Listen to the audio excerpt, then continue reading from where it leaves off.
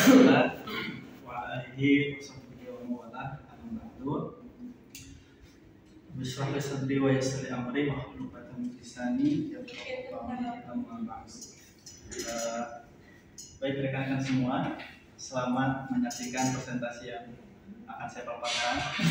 Astagfirullahaladzim. Pasti rawas. Oke, jadi dalam kesempatan kali ini kita akan membahas saya bukan kita ya. Jadi saya akan membahas terkait konsep dasar perencanaan pembelajaran yang mana ini merupakan penting sekali bagi kita selaku pendidik yang akan nanti membuat konsep perencanaan pembelajaran. Baik, selanjutnya ini disusun oleh saya sendiri.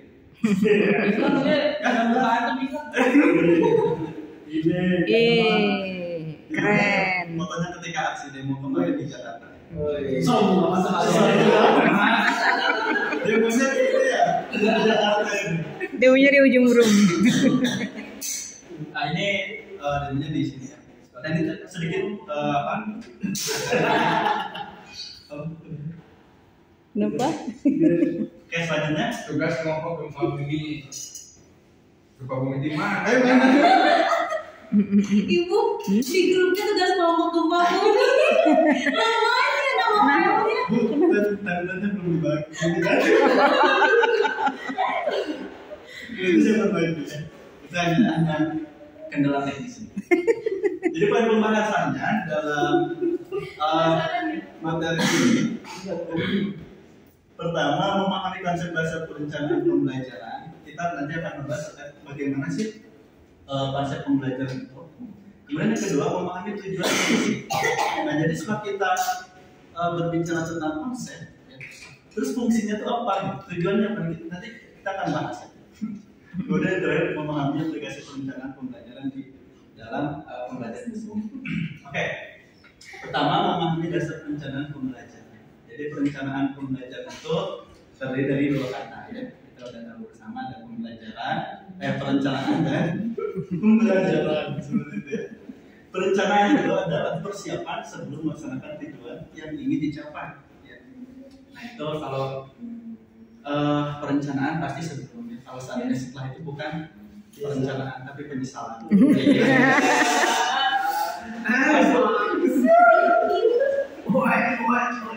Jadi ada. Oke, selanjutnya tadi kita perencanaan berarti sebelum. Nah kalau pembelajaran itu adalah merupakan aktivitas yang di dalamnya terdapat interaksi yaitu belajar dan mengajar.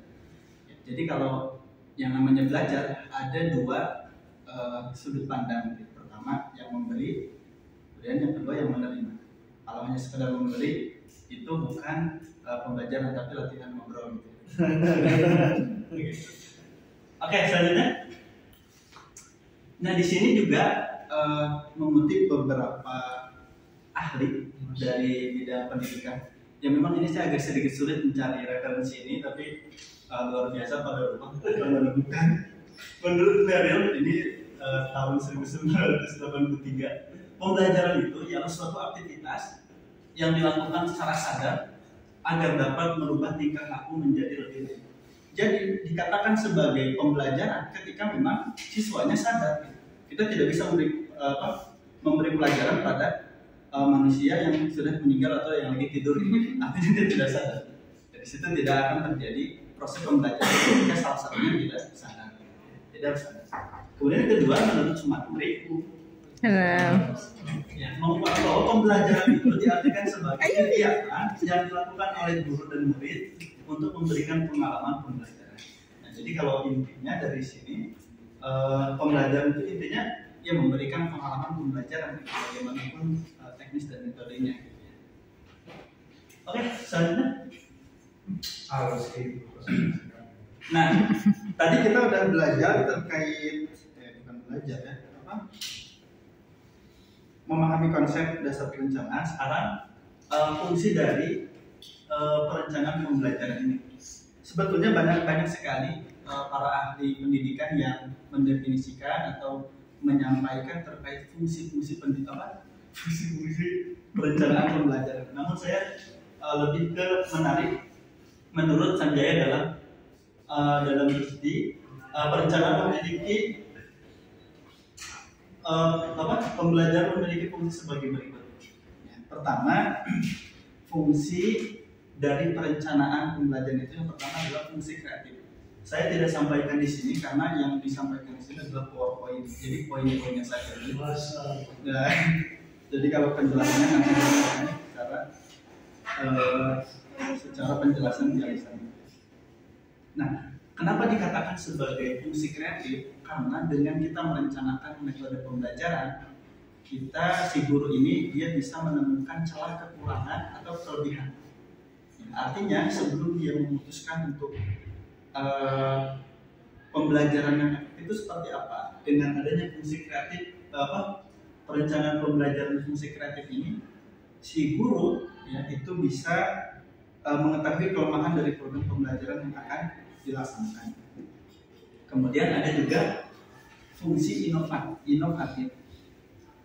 Jadi fungsi inovatif ini ketika guru mengetahui kelemahan, kekurangan atau belajar dari kekurangan di waktu pembelajaran sebelumnya, maka fungsi inovasi di sini atau inovatif ini dimunculkan. Itulah pentingnya fungsi perencanaan pembelajaran. Kemudian yang ketiga ada fungsi selektif. Fungsi selektif itu adalah fungsi ini berperan untuk menemukan materi dan strategi yang dapat mewujudkan tujuan pembelajaran yang diharapkan. Nah, jadi kalau selektif ini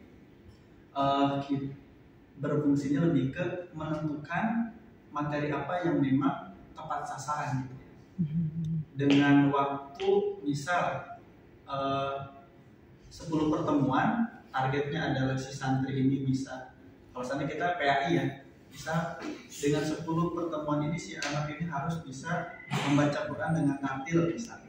Maka dengan kita membuat perencanaan ada fungsi namanya fungsi selektif. Jadi kita bisa memilih materi yang pas, yang memang bisa efektif untuk diajarkan kepada calon peserta didik kita. Ya. Kemudian ada juga fungsi komunikatif. Jadi fungsi komunikatif ini berisikan susunan program yang akan dilaksanakan harus mampu dipahami oleh semua pihak ya, seperti guru, kepala sekolah, masyarakat agar memahami tujuan ini. Jadi fungsi komunikatif di sini maksudnya pentingnya kita merencanakan pembelajaran. Fungsi komunikatif adalah dengan sebelum materi itu disampaikan, perlunya si calon pendidik ini mengkomunikasikan dengan pihak terkait yang memang terlibat dalam proses pembelajaran.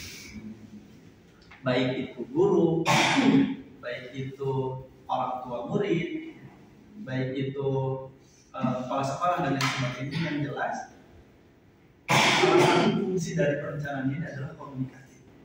Analogi singkatnya seperti ini. Misal kita ingin membuat pembelajaran terkait menanam pohon. Ya, misal tagline-nya adalah sebar go green. Ya.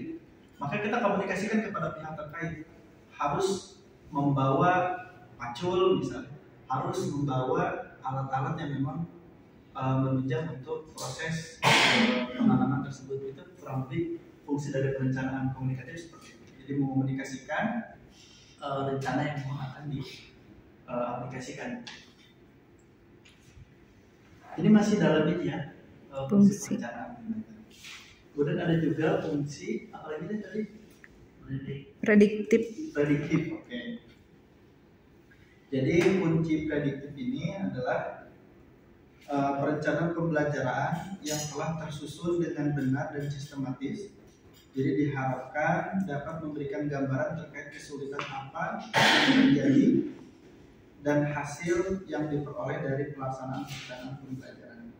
Jadi yang disebut dengan prediktif itu adalah sesuai dengan prediksi, artinya sistematis.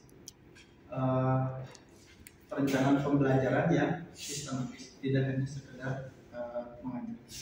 Kemudian ada juga fungsi akurasi. Ya, tentunya kalau akurasi ini program perencanaan yang matang agar guru mampu menyampaikan materi sesuai dengan alokasi atau kita mungkin sebutnya kontrak belajar yang sudah ditentukan. Kemudian ada apa lagi? Ya, fungsi pencapaian tujuan. Jadi ini membantu guru untuk menghasilkan capaian belajar yang seimbang antara kognitif, afektif dan psikomotorik yang akan diperoleh oleh siswa. Kemudian ada fungsi kontrol yang terakhir. Fungsi kontrol itu perencanaan pembelajaran yang mana guru dapat mengetahui materi yang telah dipahami dan tidak dipahami oleh siswa untuk membantu guru dalam mengembangkan program pembelajaran agar lebih efektif. Jadi pentingnya kita salah satu fungsi dari perencanaan pembelajaran adalah adanya fungsi kontrol. Fungsi kontrol ini kalau kita aplikasikan di dalam metode pembelajaran, kalau mungkin di TPA biasanya ini sering kita lihat, jadi si anak itu diklasifikasikan gitu, mana yang udah bacaan Qurannya lancar, mana yang masih Iqra 1, mana yang udah ke Quran, mana yang udah akhir dan sebagainya. Nah di sini termasuk fungsi perencanaan pembelajaran dalam fungsi kontrol. Jadi mengontrol kemampuan siswa, mengetahui potensi siswa itu sudah sampai mana. Selanjutnya,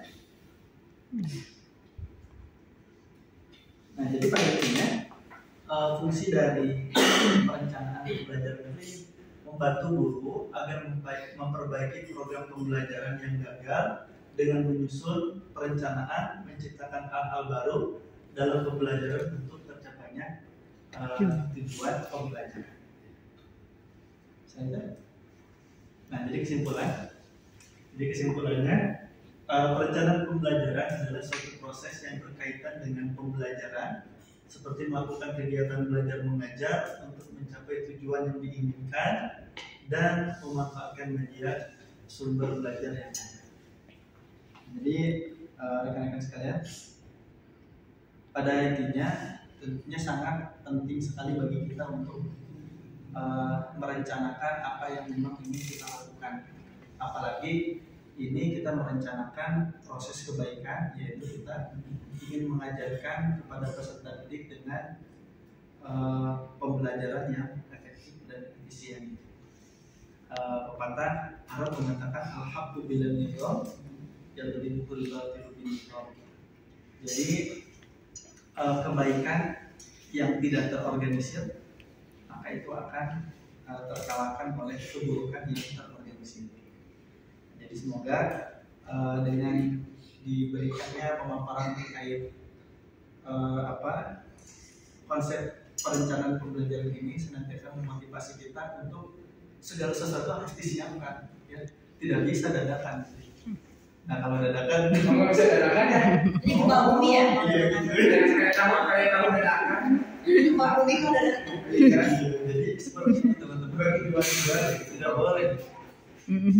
Jadi kalau seandainya kita dikasih amanah untuk presentasi itu dikasih waktunya seminggu, jangan mengerjakan 1 jam. Itu contoh. Itu saja mungkin rekan-rekan semua yang bisa disampaikan dalam kesempatan presentasi yang singkat ini. Tentunya kita juga berharap nanti ada tambahan dari ibu atau dari rekan-rekan semua untuk melengkapi poin-poin yang sudah saya bahas. Termohon atas perhatiannya. Assalamualaikum warahmatullahi wabarakatuh. Waalaikumsalam warahmatullahi wabarakatuh.